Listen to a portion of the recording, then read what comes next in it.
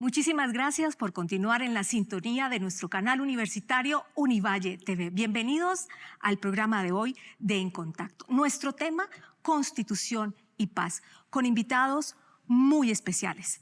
Los invito desde ya para que participen en nuestra comunidad digital en @Univalle TV. Nos vemos en unos minutos.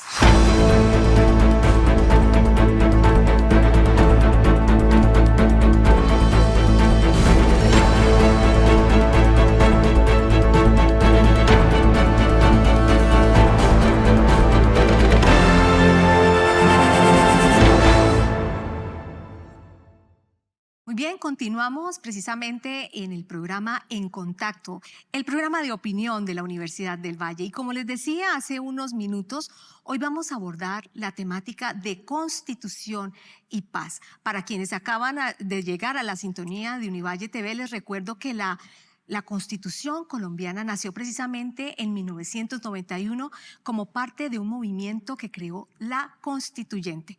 Muy bien, hemos invitado a personas muy especiales precisamente para abordar la temática de hoy. Y antes de entrar a presentarlos, quiero que sigan este contexto que ha preparado nuestro equipo de producción. Adelante.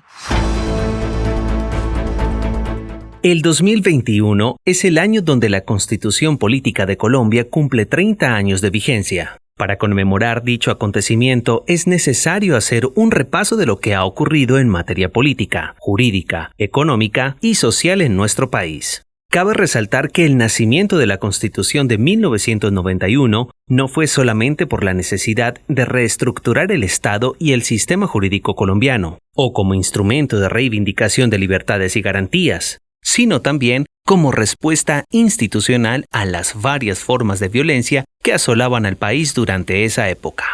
Al finalizar la década de los 80, era indudable la existencia de un profundo malestar social en Colombia, los cuales tenían que ver con la persistencia de la violencia guerrillera.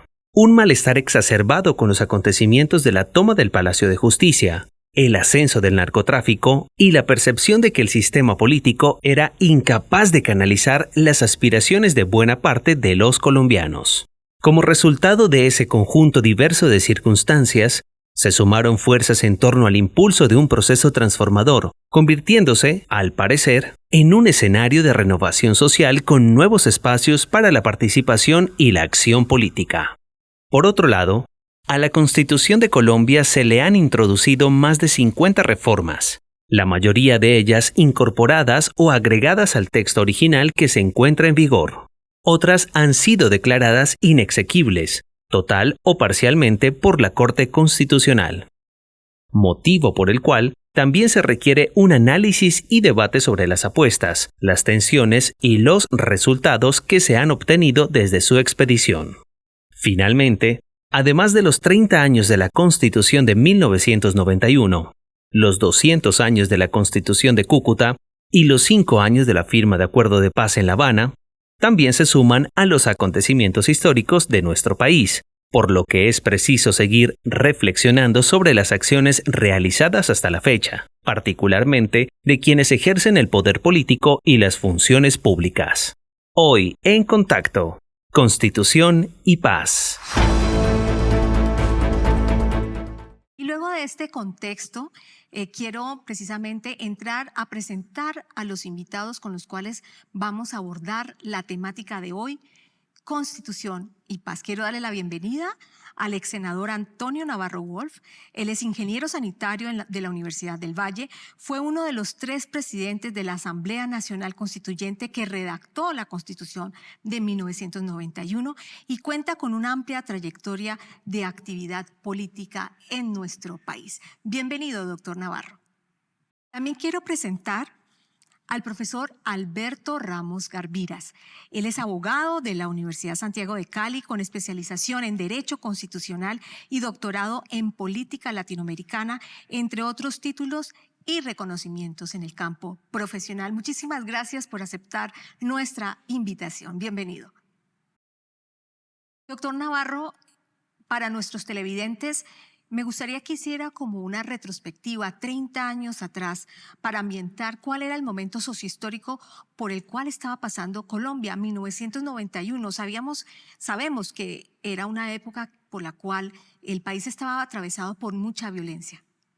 En 1985 en adelante hasta 1991 hubo un periodo de muchísima violencia en el país, no solamente los 3 candidatos presidenciales muertos, sino también el genocidio de la Unión Patriótica, bombas en los aviones, bombas en sitios públicos, bombas contra el gas, muerte de magistrados, de jueces, de dirigentes sociales, de dirigentes políticos. Era una situación sumamente difícil. Además, habían habido algunos intentos de reforma constitucional que fracasaron. En 1989 se hundió, le metió la mano precisamente los extraditables, un proyecto de reforma constitucional en diciembre del 89. Parecía un país sin salida. Doctor Alberto, el doctor Navarro nos habla de un país sin salida. Además, porque ya se había intentado la reforma a la Constitución varias veces y no se había logrado. Como politólogo, ¿cuál es su análisis al respecto?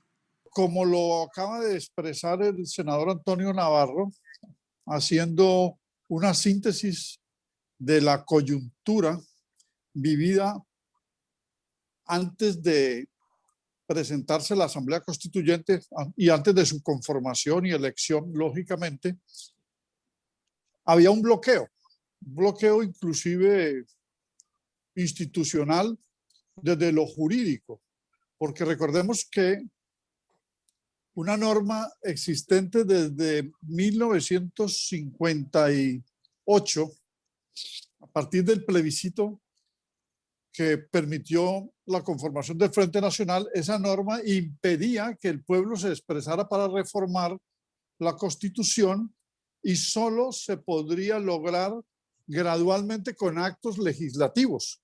Entonces el debate, para completar lo que dijo el doctor Navarro, el debate jurídico era cómo citar a una asamblea constituyente cuando estaba prácticamente que consagrada la reforma a la Constitución por vía del Congreso a través de un acto legislativo, bloqueando al soberano y, lógicamente, violentando toda la teoría francesa constitucional del constituyente primario. O sea, que el espíritu fundacional del pueblo se da en la posibilidad de reformar la Constitución.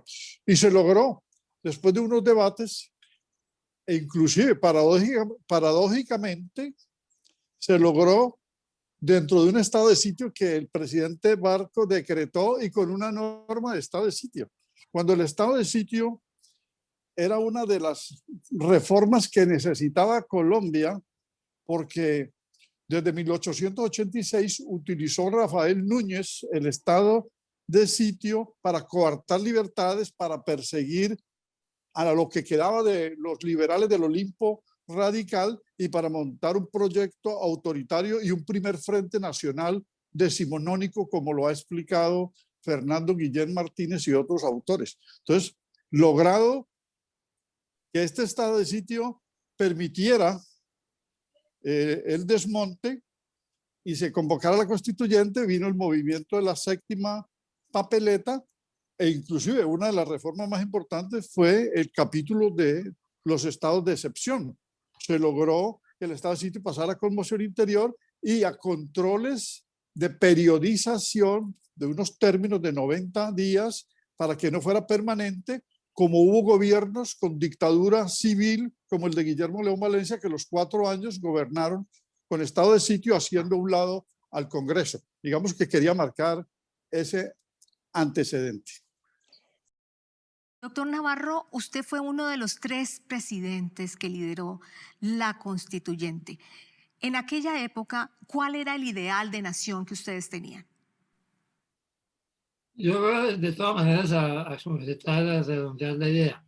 Puede haber habido una salida autoritaria y sin embargo la salida fue ampliación de la democracia. Y fue la confluencia de dos hechos importantes. Uno, el proceso de paz del M-19 que abrió la posibilidad de más paz en Colombia, que después llevó al EPL, el PRT, al Tintinlame a incorporarse a la Asamblea Constituyente. De las 6 organizaciones guerrilleras, 4 terminaron incorporadas a la Asamblea Constituyente. Y por otro lado, la séptima papeleta, el constituyente primario actuando de manera directa. Fue un momento de grandes consensos nacionales. Eso es una cosa que hay que resaltar. En este momento en que estamos tan polarizados, no deja de verse con nostalgia ese periodo. Consenso ciudadano, consenso político, consenso institucional y consenso que permitió la presidencia colegiada de un liberal, un conservador y alguien como yo venía de un proceso de paz exitoso y que habíamos sacado muchos votos para elegir constituyentes.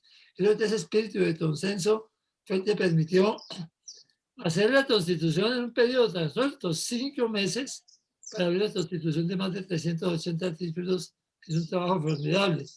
Lo más importante que yo veo de esa constitución son muchas cosas, pero vamos a hablar de 3.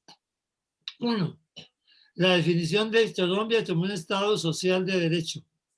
Eso es una cosa fundamental, es un punto de llegada al que hemos llegado parcialmente, pero se nos falta todavía mucho por completar. Estado social de derecho, en una carta de derechos bastante completa, en la acción de tutela como reina del cumplimiento de los derechos, la declaración de la Corte Constitucional. Ese Estado social de derecho es el primero de los grandes logros de la Constitución. Segundo, el fin del bipartidismo. Colombia tenía 140 años de solamente 2 partidos, el Partido Liberal y el Partido Conservador. Desde la Constitución del 91, el bipartidismo terminó y tenemos un régimen multipartidista. A veces son demasiados partidos en ciertos periodos de estos años que han seguido, pero se rompió el bipartidismo y se abrió la posibilidad de nuevas fuerzas políticas. Y tercero, el final del estado de sitio permanente. Allí se legislaba por el estado de sitio, como decía mi compañero de panel, hasta la Asamblea Constituyente fue convocada por un decreto de estado de sitio que revisó la Corte Suprema de Justicia que hacía las revisiones de constitucionalidad en aquella época y le permitió funcionar porque era una expresión del constituyente primario con plenos poderes y sin una agenda preestablecida.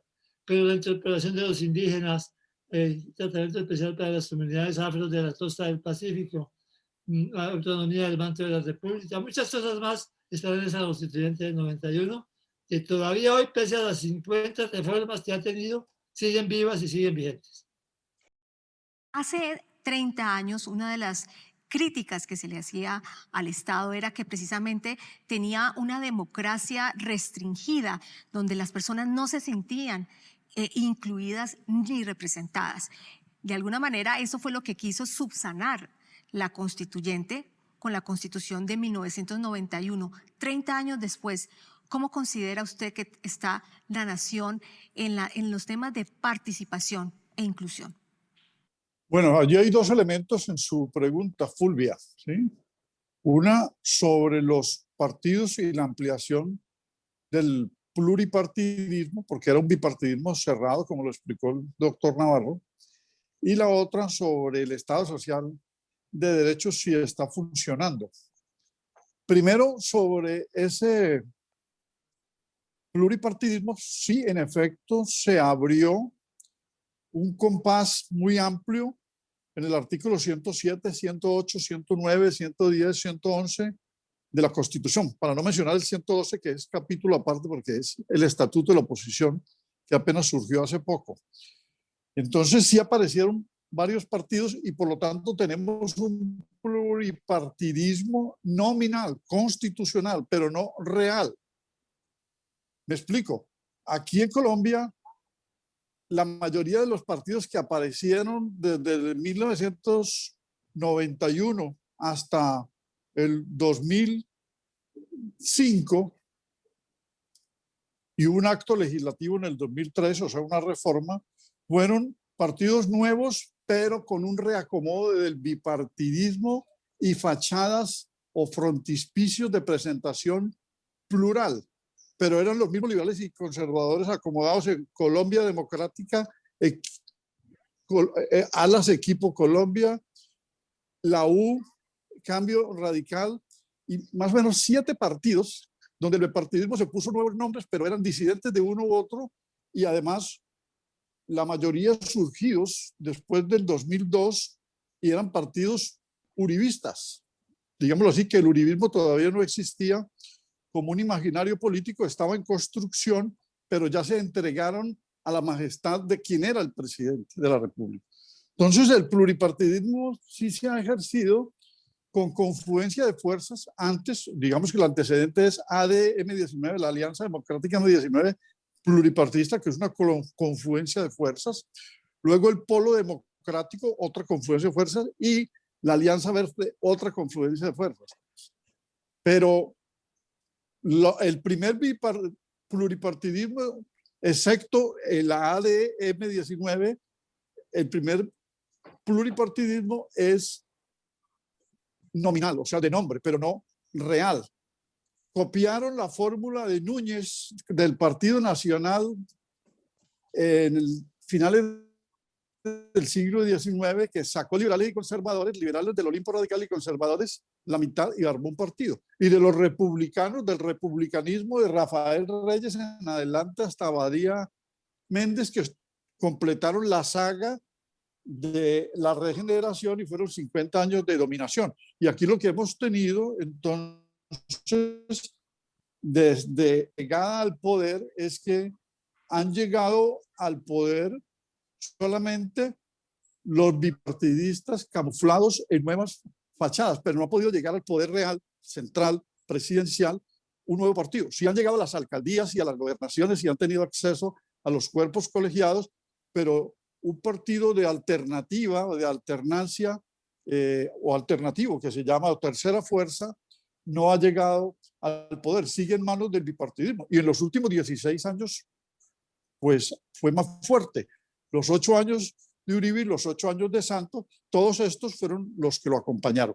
Sobre el Estado Social de Derecho, le quiero decir que en efecto también apareció el Estado Social de Derecho, una gran conquista en el año 91, tomado del modelo alemán de la Constitución de Bonn y del modelo español que copió a su vez a la Constitución de Bonn de 1949, la Constitución española de 1978. Y apareció el Estado Social de Derecho, termino aquí, insertando la palabra social en medio de Estado de Derecho, que era la expresión usada desde el siglo XIX. O sea, el Estado que funciona por el derecho. Aquí es el Estado Social de Derecho, que las normas deben tener un componente social.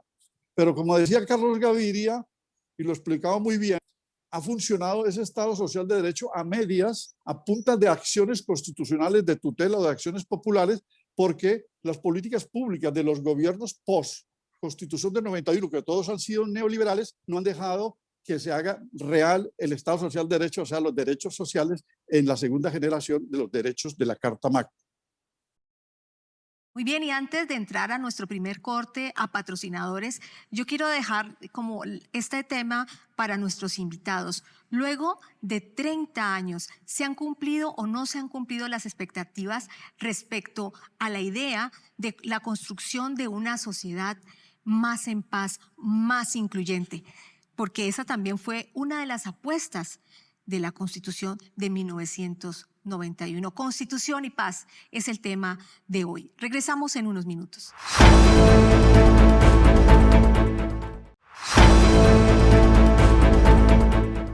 Muchísimas gracias por continuar en contacto con nosotros. Hoy estamos hablando de Constitución y paz. Y antes de pasar a la pausa, yo les estaba hablando sobre si realmente la Constitución de 1991 había cumplido la expectativa de la construcción de una sociedad más en paz y más incluyente. ¿Usted qué opina, doctor Navarro?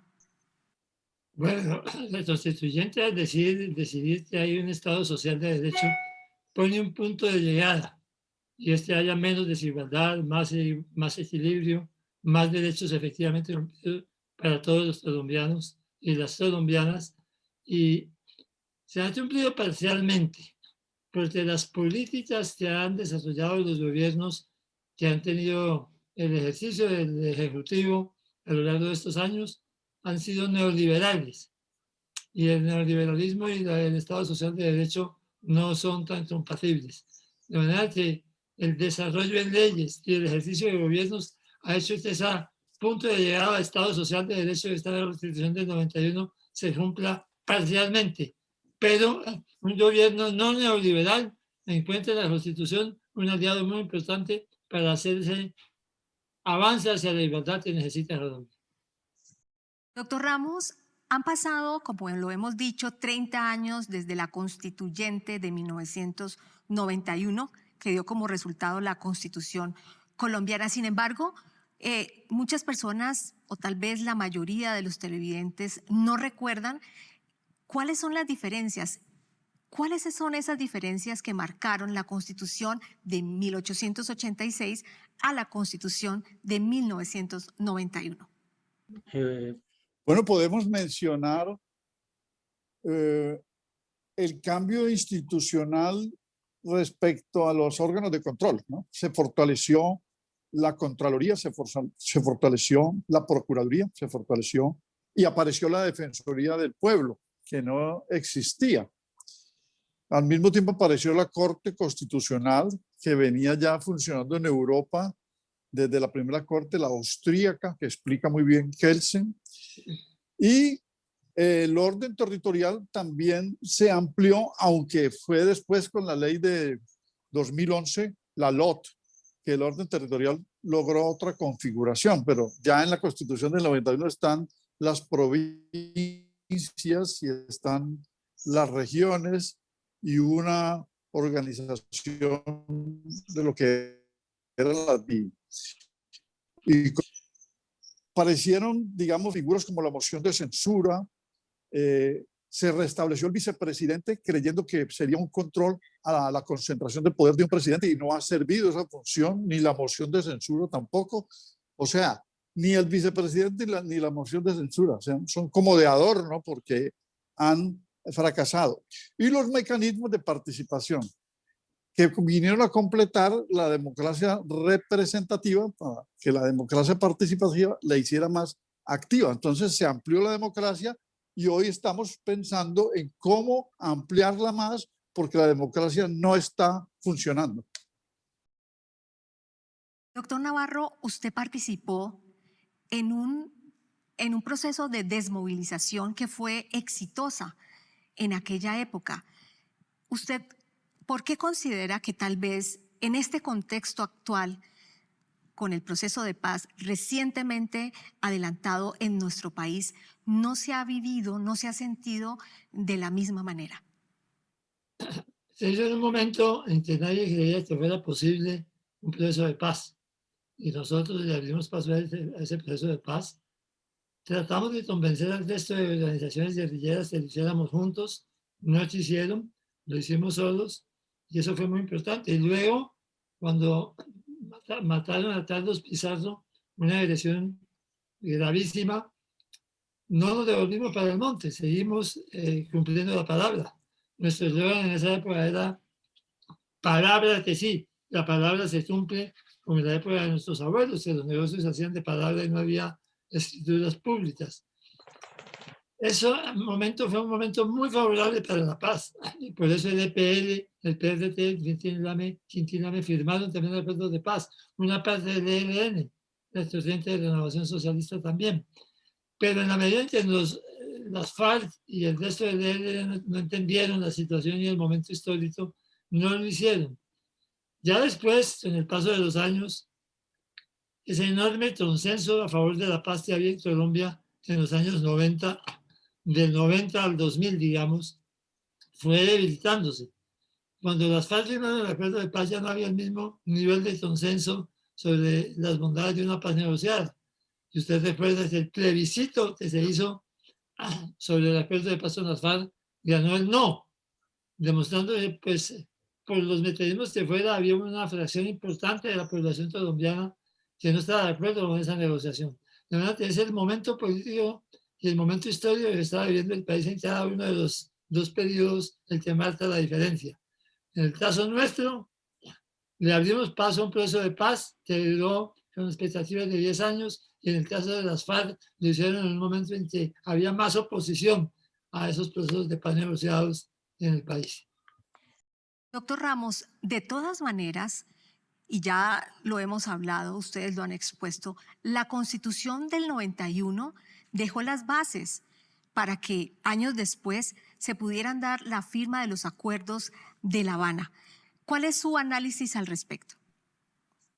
Bueno, este es un tema muy complejo para contestarlo en 2 o 3 minutos, pero le podría decir que, claro, como usted manifiesta en la pregunta, la Constitución del 91 dejó abierta la opción y estaba implícito y casi que un mandato, mejor dicho, de que se lograra la paz. ¿Por qué? Porque el preámbulo de la Constitución fue redactado desde el punto de vista teleológico por los constituyentes, o sea, desde el punto de vista finalístico. Lo que dice el preámbulo es lo que se quiere que el Estado llegue a hacer, y entre ellos está lograr la paz en el preámbulo. Y el artículo 22 plantea la paz como un deber y un derecho. Y si se toma una interpretación sistemática, hay otros artículos que conllevan a que la paz debe lograrse. Además, la paz debe lograrse para que funcione la democracia, la sociedad y el derecho, porque si no se logra la paz, el derecho es subalterno de la guerra. Lo que estamos viendo ahora, que todas estas normas del derecho entramparon a los desmovilizados y obstaculizaron la implementación. Entonces, yo creo que esa pregunta es tan importante que me lleva a plantear lo siguiente. La paz la firmó el presidente Santos en septiembre del 2016 en Cartagena, pero como en octubre la gente votó que no en el plebiscito, ganando el no, se volvió a firmar después de unas conversaciones con los disidentes, opositores y atacantes de la paz, se volvió a firmar en noviembre 24 del 2016. Pero el error fue en la convocatoria a un plebiscito preguntando que si la gente quería la paz. No, la paz era una obligación que el presidente debía lograr porque ya tenía la legitimidad que era la que buscaba con ese referendo, el respaldo electoral, ya lo tenía en la segunda elección en el 2014 con 9 millones y pico de votos. La gente votó por él, no porque fueran santistas, porque él era uribista en el primer gobierno cuando llegó al poder. ¿Sí? Y no tenía ningún proceso de paz en mente ni lo presentó como candidato en el 2010. En el 2014 sí. Entonces ese era el respaldo. Tenía la legitimidad. Por lo tanto no tenía que llamar a votar porque la paz es contramayoritaria, como dice Luigi Ferraioli. Es decir, que no se puede someter a los votos y a la manipulación y a las obstrucciones y a los desvíos y a las fake news y a lo que pasó, porque la paz hay que lograrla para que funcione la sociedad y ya tenía el respaldo electoral. Todo se desbarató y sigue desbaratado porque la implementación ha sido obstaculizada por llamar a confirmar que tenía el respaldo cuando ya lo tenía desde el año 2014 con la segunda vuelta cuando ganó la presidencia. Muy bien, en unos momentos regresamos nuevamente. Estamos hoy hablando sobre la Constitución y la paz en nuestro país.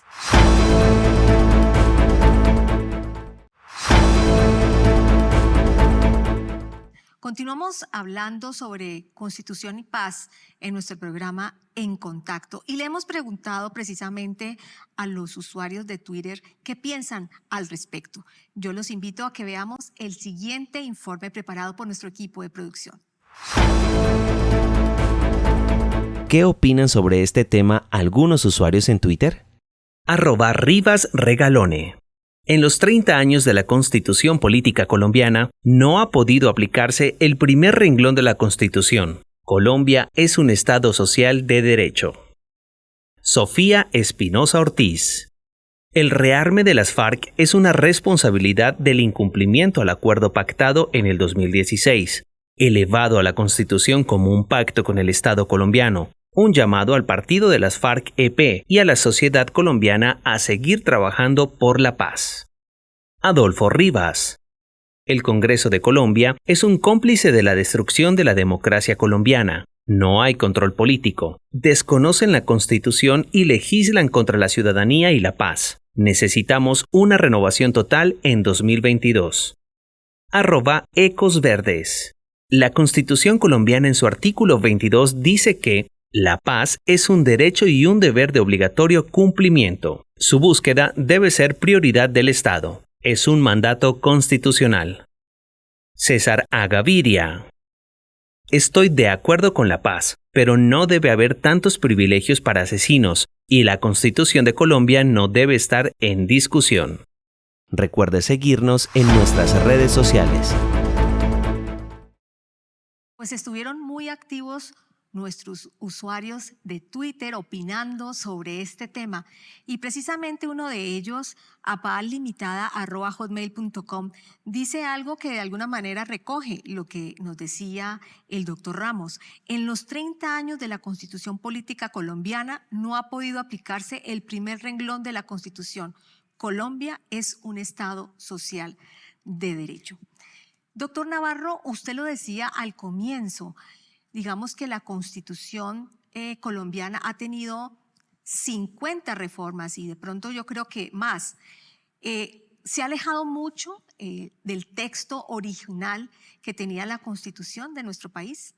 Ha tenido 50 reformas, pero en los elementos esenciales sigue vivo el espíritu de la Constitución, el Estado social de derecho. No es por reformas constitucionales que se haya venido a menos, sino por falta de aplicación de las políticas públicas en las leyes y en el ejercicio del gobierno. Se mantienen los derechos de los indígenas, no totalmente desarrollados como quisiéramos, pero están ahí. Indígenas que no existían hasta 1991 en la institucionalidad colombiana, o de los afrocolombianos de la costa del Pacífico, o la independencia del Banco de la República que ha permitido controlar la inflación en el país, cuando antes teníamos inflaciones del orden del 30-35% anual. El Banco de la República ha logrado controlar ese fenómeno a promedios de 3% anual. O la Corte Constitucional haciendo desarrollos y defensas y aplicaciones avanzadas de la Constitución. El más importante de todas las reformas que se le hicieron, yo diría que son dos. Primero, se permitió la reelección presidencial inmediata, pero duró solamente 8 años. A los 8 años se volvió a hacer la reforma y a retroceder a la prohibición de la reelección presidencial en Colombia, como estaba en 1991. Y dos, la descentralización que tenía en la Constitución del 91 un proceso gradual de transferencia de recursos a las regiones. A principios de los años 2000 se congeló y después se retrocedió. Llegamos a tener en algún momento 40% de los recursos nacionales transferidos a las regiones y hoy estamos en el 27-28%. Diría que en ese par de elementos es donde más problemas hemos tenido en la aplicación de la descentralización y en, por supuesto, la aplicación de leyes y normas y gobiernos que le den pleno desarrollo a los derechos que están en la Carta de Derechos. Doctor Ramos, una de las conquistas tal vez más importantes de la Constitución del 91 es la acción de tutela, justicia pronta y cumplida. ¿Qué opinan respecto al momento actual de la acción de tutela? Adelante. Pues realmente la acción de tutela ha sido el único refugio que ha tenido el ciudadano para hacer valer los derechos fundamentales, porque la acción de tutela es para proteger los derechos humanos. Tiene una hermana, que es la acción popular para defender los derechos colectivos, y una prima hermana, que es la acción de cumplimiento para hacer cumplir todo el Estado de Derecho. Pero la tutela no ha dado abasto, a pesar de que la jurisdicción de tutela abarca a todos los jueces son de tutela, excepto ahora con el decreto que seguramente será objeto de demanda por inconstitucional de seleccionar al juez, en este caso el Consejo de Estado, para efectos de las demandas contra el presidente. La tutela hasta ahora ha sido para competencia de todos los jueces y así y todo no ha podido dar abasto con la cantidad de reclamaciones. ¿Por qué? Porque ante la mezquindad de los empresarios que se han tomado los servicios públicos, en este caso, digamos, la salud o la educación, para mencionar solamente dos derechos públicos, dos derechos sociales que deberían ser servicios públicos, esa es la frase correcta, los derechos sociales como la salud y la educación, para no hablar de la vivienda y de otros. Allí la gente se ha agotado presentando tutelas para que le reconozcan medicamentos y soluciones quirúrgicas y atención médica que la llevan las EPS al no POS, es decir, no, que no está en el plan de salud y por lo tanto les niegan. Con la tutela lo logran, pero la tutela es interpartes, Fulvia, o sea que produce efectos entre dos partes, no es erga omnes, no beneficia a todos una sentencia de tutela. Entonces, cada persona, si sea un caso parecido, tiene que presentar una tutela, excepto con la jurisprudencia de jus homini.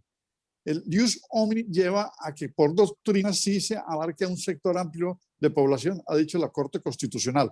Entonces la tutela sí sirve, fue muy importante, una gran conquista de la Constitución del 91, pero en la marcha la tutela no ha dado abasto porque lo que el senador Navarro también estuvo de acuerdo en expresar que las políticas públicas para hacer efectivos los derechos sociales como la salud o la educación no han sido políticas gubernamentales, sino que se han logrado todo a través de sentencias. Y ese ha sido el problema de la tutela. Muy bien, y para continuar hablando sobre este tema, yo los invito primero a hacer una pausa a patrocinadores. Regresamos en unos minutos.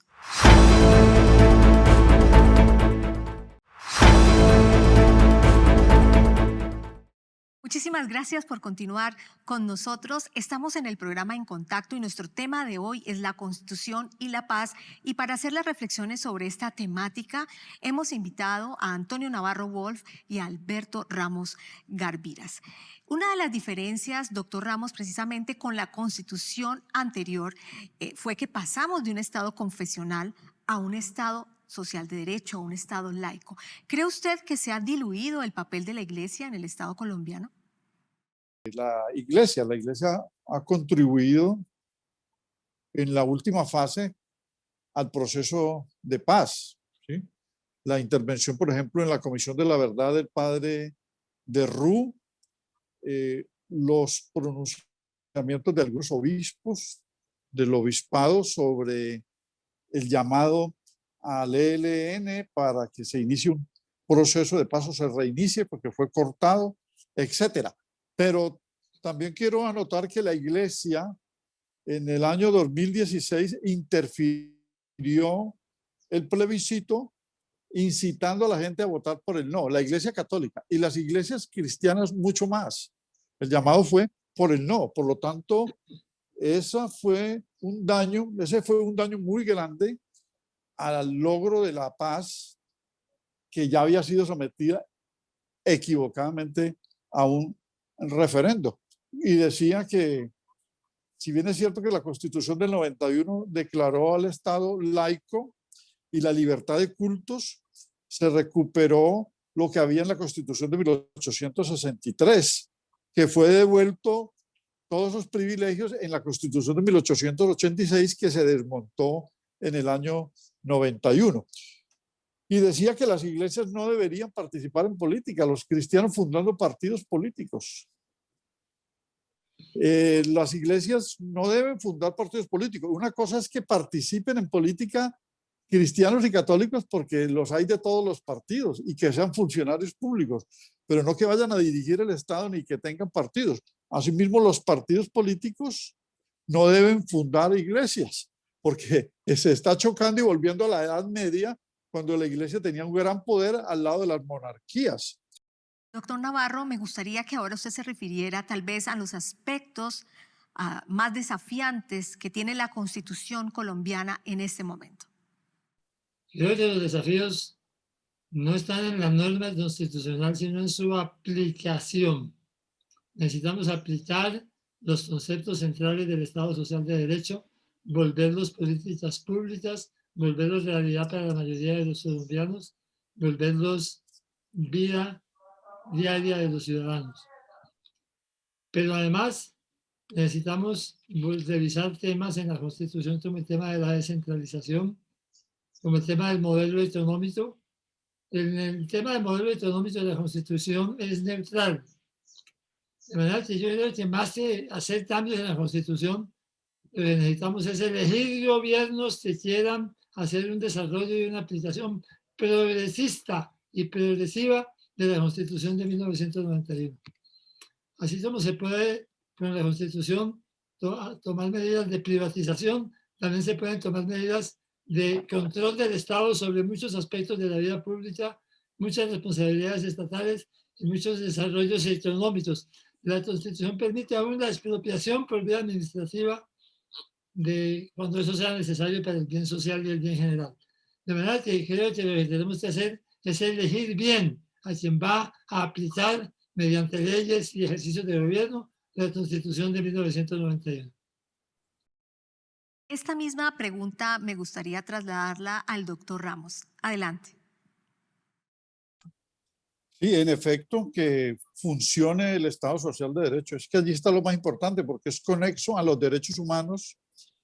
Las tres cartas de la parte axiológica de la Constitución, o sea, la Carta de Derechos Humanos, la Carta de Derechos Sociales y la Carta de Derechos Colectivos, son conexas para que la gente tenga goce de los derechos. Entonces, en la misma Constitución del 91 todavía hay un programa político que cualquier partido lo puede adelantar, que se cumpla, porque ha sido realmente retaseado e incumplido. Por ejemplo, los derechos humanos, con toda la persecución a los líderes sociales y con todas las obstrucciones, se violan los derechos humanos. Pero el desafío principal debe ser, entre otros, porque hay que reformar el sistema electoral para que sea transparente la democracia. Hay que ampliar los derechos en salud y perfeccionar el sistema de salud que quedó al desnudo con la pandemia, con las debilidades que tiene. La educación que debe llegar por lo menos en las universidades públicas a matrícula cero. Y el principal, aunque parezca el más sencillo, es que funcione la justicia. La justicia no está funcionando. Lo del cartel de la toga lo dice todo. La fiscalía, con todas sus imperfecciones, lo dice todo. Y la corrupción en los juzgados, donde hay mini carteles de la toga, lo dicen todo. O sea, la justicia no funciona y hay una falta de credibilidad a la justicia. Y todas las reformas de la justicia las han obstruido, las han torpedeado, las han marchitado.